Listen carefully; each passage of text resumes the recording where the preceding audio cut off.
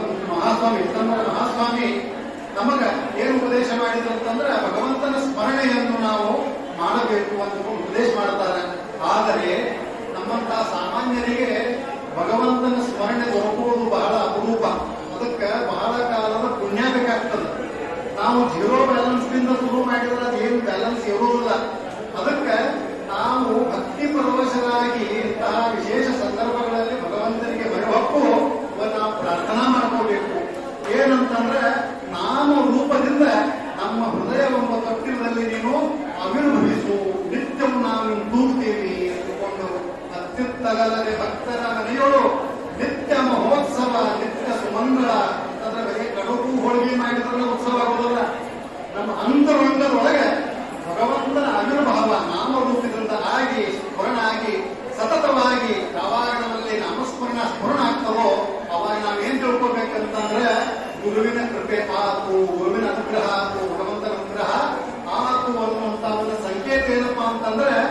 ತಿಳಿದೆಯೋ ತಿಳಿಯಲಾದೆಯೋ ತಂತಾನೆ ಸ್ವಯಂ ಸ್ಫೂರ್ತವಾಗಿ ಯಾವಾಗ ನಮ್ಮಲ್ಲಿ ನಾಮಸ್ಮರಣ ಹುಟ್ಟುತ್ತದೋ ಅವತ್ತು ನಮ್ಮ ಭಗವಂತನ ಕೃಪೆ ಆಗಿದೆ ಅಂತ ತಿಳ್ಕೋಬೇಕು. ಅದಕ್ಕೆ ಉಪಾಯ ಏನಪ್ಪ ಅಂತಂದ್ರೆ ಇಂತಹ ವಿಶೇಷ ಪ್ರಸಂಗಗಳಲ್ಲಿ ನಾವು ಭಕ್ತಿಯಿಂದ ಭಾಗವಹಿಸಬೇಕು, ಭಗವಂತನಿಗೆ ನಾವು ಪ್ರಾರ್ಥನಾ ಮಾಡ್ಕೋಬೇಕು. ಅವಾಗ ನಮ್ಮ ಪ್ರಾರಬ್ಧಾನುಸಾರವಾಗಿ ಸಂಚಿತವಾದಂತಹ ಎಲ್ಲ ಪಾಪಕರ್ಮಗಳು ಕಳೆದು ನಮ್ಮ ಹೃದಯದಲ್ಲಿ ನಾಮರೂಪದಿಂದ ಭಗವಂತನ ಆವಿರ್ಭಾವ ಆಗ್ತದೆ ಅಂತಕೊಂಡು ನಮಗೆ ಸಂತರು ಹೇಳ್ಯಾರ. ಇದು ಒಂದು ಪರಮ ಭಾಗ್ಯ. ಅದಕ್ಕೆ ಈ ಚಿದಂಬರ ಮಹಾಸ್ವಾಮಿ ತಮ್ಮ ಜೀವನದಲ್ಲಿ ಏನ್ ತೋರಿಸಿದ್ರು ಅಂತ ಅನ್ನುವಂತಹ ಒಂದು ವರ್ಣನೆಯನ್ನು ಪುರಂದರದಾಸರು ತಮ್ಮ ಪದ್ಯದಲ್ಲಿ ಮಾಡಿದ್ದಾರೆ.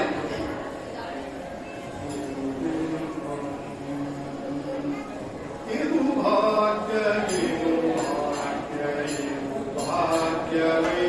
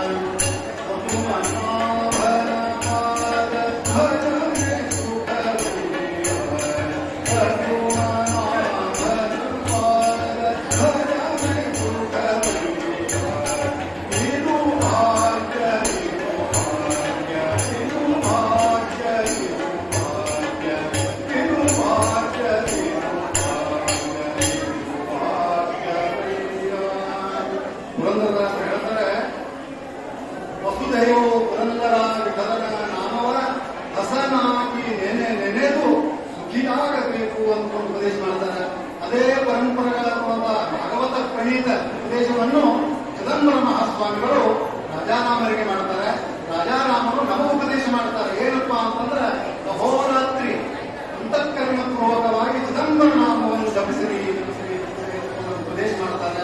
ಅದರೊಳಗೆ ಜೀವನದ ಸಾರ್ಥಕತೆ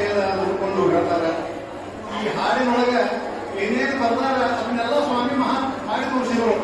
ಕಲ್ಲಾಗಿರಲು ಬೇಕು ಕಠಿಣ ಭವ ತೊರೆಯೊಳಗೆ ಚಿದಂಬರ ಮಹಾಸ್ವಾಮಿ ಅವತಾರಿ ಪುರುಷರಾದರೂ ಸಹಿತ ಬ್ರಾಹ್ಮಣಂತೆ ಅವರು ವರ್ತಿಸಿದರು. ಅವ್ರ ಕಾಲ ಕೆಳಗೆ ಎಲ್ಲ ಪೇಶ್ವೆ ಸರ್ದಾರಗಳು ನಿಂತಿರ್ತಿದ್ರು. ಪೇಶ್ವೆ ಮಹಾರಾಜರೇ ಪ್ರತ್ಯಕ್ಷ ತಮ್ಮ ಈ ಸಂಪತ್ತನ್ನು ರಾಜ್ಯವನ್ನು ಚಿದಂಬರ ಸ್ವಾಮಿಗಳ ಕಡಿದಾವರಿಗಳಲ್ಲಿ ಅರ್ಪಿಸಿದ್ರು ಸಹಿತ ಚಿದಂಬರ ಸ್ವಾಮಿ ಹತ್ತು ಹೋದ್ರೆ ಅವರು ಕೊಂಡಲೇ ಇರ್ತಿದ್ರು. ಯಾಕಂತಂದ್ರೆ ಅವರು ಜಗತ್ತಿಗೆ ಒಂದು ಉಪದೇಶ ಮಾಡಲಿಕ್ಕೆ ದೇವಿಲೆ ಅನಂತೆ ದೇಸೇಚಿ ರಹಾವೆ ಚಿತ್ತಿ ಅಸೋದಾವೆ ಸಮಾಧಾನ ಅಂತ ಏನು ಹೇಳ್ಯಾರ ಅದನ್ನು ಉಪದೇಶ ಮಾಡಿ ತೋರಿಸ್ಲಿಕ್ಕೆ ತಾನು ವೈಭವದಿಂದ ಇರಲಿಲ್ಲ. ಮಂದಿಗೆಲ್ಲ ಸಂಪತ್ತು ಸಂತಾನ ಎಲ್ಲ ಕೊಟ್ಟರು, ತಾ ಮಾತ್ರ ಬಡ ಬುಜುರ್ನಾಗಿ ಜೀವನ ಮಾಡಿದ್ರು ಹೋಗಿದ್ರು. ಚಿದಂಬರ ಸ್ವಾಮಿ ಒಂದು ವಿಶಿಷ್ಟ. ಕಲ್ಲಾಗಿರಬೇಕು ಕಠಿಣ ಭವದ ವೇಳೆಗೆ ಬಿಲ್ಲಾಗಿರಬೇಕು ಬಲ್ಲವರೊಳಗೆ ಚಿದಂಬರ ಮಹಾಸ್ವಾಮಿಗಳು ಎಂದೂ ಸಕ್ಕಿನಿಂದ ವರ್ತಿಸಲಿಲ್ಲ. ಅವರ ಸಭೆಗೆ ಅಥವಾ ಅವರ ಆಶ್ರಯಕ್ಕೆ ಯಾರ್ಯಾರು ಪಂಡಿತರು ಬಂದಿದ್ರು ಅವರಿಗೆ ಯೋಗ್ಯವಾದ ಮನ್ನಣೆಯನ್ನು ಕೊಟ್ಟು ಅವರಿಂದ ಏನೂ ಹೊಸ ಕಲ್ಪಟ್ಟಿದ್ರು ಹೊರತು ಅವಮಾನ ಮಾಡುತ್ತಿಲ್ಲ ಅನ್ನುವಂಥ ಸಂಗತಿಯನ್ನು ನಾವು ಚರಿತ್ರೆಯಲ್ಲಿ ನೋಡ್ತೀವಿ. ಮೆಲ್ಲನೆ ಮಾಧವನ ಮನದಿ ಹೆಚ್ಚಿಸಬೇಕು. ಚಿದಂಬರ ಮಹಾಸ್ವಾಮಿಗಳು ಸ್ವತಃ ಪೂರ್ಣ ಬ್ರಹ್ಮಾವತಾರಿಗಿದ್ದರೂ ತಮ್ಮ ನಿತ್ಯ ಅನುಷ್ಠಾನವನ್ನು ಎಂದೆಂದೂ ಬಿಡಲಿಲ್ಲ. ಅವರೇ ಭಗವಂತನ ಸ್ಮರಣೆ ಭಜನೆ ಎಲ್ಲ ಮುಂದುವರಿಸಿ ಒಪ್ಪಿಕೊಂಡು ಉಪದೇಶ ಮಾಡಿದರು. ಎಲ್ಲವಾಗಿರಬೇಕು ಬಂಧು ಜನರೊಳಗೆ. ಚಿದಂಬರ ಸ್ವಾಮಿ ಸಂಪರ್ಕದೊಳಗೆ ಯಾರ್ಯಾರು ಬರ್ತಿದ್ರು ಎಲ್ಲರ ಜೋಡಿ ಒಂದು ಮಧುರವಾದಂತಹ ಒಂದು ಸಂಬಂಧವನ್ನು ಇಟ್ಟುಕೊಂಡು ಬೆಲ್ಲದಂತೆ ವರ್ತಿಸಿದರು ಅನ್ನುವಂತಹ ಒಂದು ಚರಿತ್ರೆಯನ್ನು ನಾವು ಅವರ ಜೀವನದಲ್ಲಿ ನೋಡಬಹುದು ಅಂದುಕೊಂಡು ಹೇಳ್ತೀವಿ. ಮುಂದಿನ ಪದ್ಯದಲ್ಲಿ ಬುದ್ಧಿಯಲ್ಲಿ ಕರ್ಮನವ ತಿದ್ದಿಕೊಳ್ಳುತ್ತಿರಬೇಕು ಅಂತ ರಾಜಾರಾಮರಿಗೆ ಅವರು ಉಪದೇಶ ಮಾಡಿದ್ದ ಅದೇ.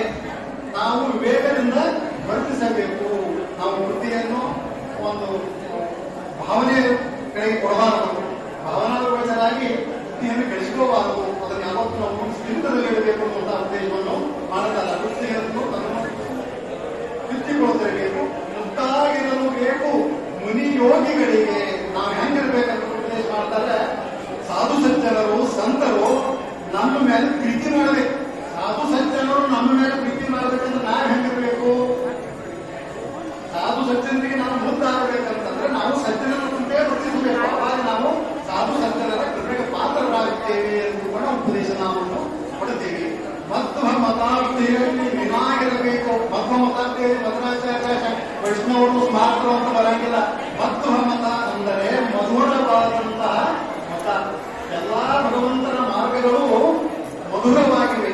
ಭಗವಂತನ ಮಾರ್ಗ ಭಗವಂತನ ಭಜನೆ ಮಧುರವಾಗಿರ್ಬೋದು. ಮಧ್ವ ಮತ ಅಂತ ಇಟ್ಟು ನನ್ನ ಅಭಿಪ್ರಾಯ. ಮಧ್ವ ಮತಾರ್ಥಿಯಲ್ಲಿ ಮೀನಾಗಿರಬೇಕು.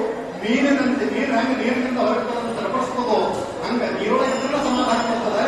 ಹಂಗ ನಾವೆಲ್ಲ ಭಕ್ತರು ಚಿದಂಬರ ನಾಮದಲ್ಲಿ ಮಧುರವಾದಂತಹ ಚಿದಂಬರ ನಾಮದಲ್ಲಿ ಮೀನಿನಂತೆ ನಾವು ಇರಬೇಕು ಅನ್ನುವಂತಹ ಉದ್ದೇಶವನ್ನು ನಾವಿಗೆ ಪಡಿತೇವೆ.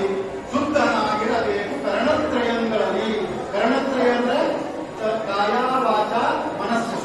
ದೇಹದಿಂದ ವಾಚೆಯಿಂದ ಮತ್ತು ಮನಸ್ಸಿನಿಂದ ನಾವು ಶುದ್ಧರಾಗಿರಬೇಕು. ಆ ಶುದ್ಧಿಯನ್ನು ಹೆಂಗ ಪಡೆಯುವುದು ಅಂತಂದ್ರೆ ಚಿದಂಬರ ನಾಮ ಜಪದಿಂದ ಆ ಶುದ್ಧಿ ಉಂಟಾಗ್ತದೆ ಅನ್ನುವಂತಹ ಒಂದು ಅಭಿಪ್ರಾಯವನ್ನು ದಾಸರ ತಮ್ಮ ಕೀರ್ತನೆಯಲ್ಲಿ ಹೇಳ್ತಾರೆ. ಇವತ್ತು ಈ ಕೀರ್ತನ ಕಥಾ ಪ್ರಸಂಗದಲ್ಲಿ ಇದೇನು ಸಂತ ರಾಜಾರಾಮರಿಗೆ ಅಂತ ಉಪದೇಶ ಮಾಡಿದ್ರು. ಅವರು ತಮ್ಮ ಅನಂತವಾದಂತಹ ಅಸಂಖ್ಯವಾದಂತಹ ಅಭಂಗಗಳಲ್ಲಿ ಚಿದಂಬರ ನಾಮವನ್ನೇ ಪ್ರತಿಪಾದಿಸಿದ್ದಾರೆ. ಸಂತ ರಾಜಾರಾಮ ಮಹಾರಾಜರು ಚಿದಂಬರ ವಿಗ್ರಹದಿಂದ ಅದು ನಮಗೆ ನಮ್ಮ ಸುದೈವದಿಂದ ನಾವೆಲ್ಲ ಇಲ್ಲಿ ಕುಡೀವಿ. ಮತ್ತು ಚಿದಂಬರ ನಾಮ ಜಪ ನಮ್ಮಲ್ಲಿ ನಮ್ಮ ಅಂತರಂಗದಲ್ಲಿ ಹುಟ್ಟಲಿ ಬೆಳೀಲಿ ಸತತವಾಗಿ ಇರಲಿ ಎನ್ನುವಂತಹ ಒಂದು ಪ್ರಾರ್ಥನೆಯೊಂದಿಗೆ ಈ ಕಥಾ ಪ್ರಸಂಗವನ್ನು ಉಪಸಂಹಾರ ಮಾಡುವಂತ